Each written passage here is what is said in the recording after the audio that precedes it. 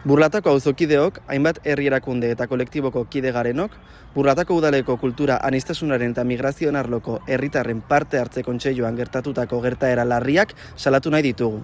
Izan ere, eskuin muturrarekin lotutako hainbat pertsonak, irainak, mehatxuak eta jarrera beldurgarria erakutsi zituzten. Bereziki larria iruditzen zaigu UPN eta PPko zinegotzien konplizitatea. Badakigu badaudela Gazako genozidioa defendatzen dutenak edo Kubaren aurkako blokeoa justifikatzen dutenak.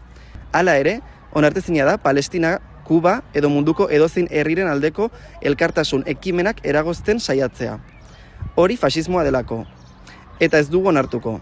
Eta are gutxiago beste iritzi bat balitz bezala normalizatuko. Nazio Batuen erakundeko batzar nagusiak 33 aldiz eskatu du Estatu Batuek Kubari ezarritako blokeoa amaitzea.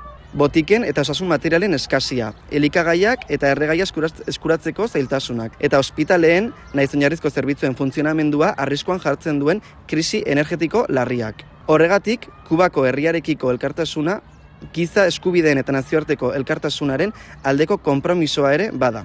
Horregatik guztiagatik, Burlatako herritarrei dei egiten diegu datorren ostiralean, 7:00 Burlatako udalparkean egingo den Burlata-Kuba elkartasun ekitaldian parte hartzera. Ekitaldi solidario, aldarrikatzaile eta alaia izango da. Eta helburu du Kubako ospitalei energia eman ahal izango dieten eguzki plakak finantziatzeko dirua biltzea. Blokeoak uhartean eragiten dituen ondorio larriei aurre egiteko.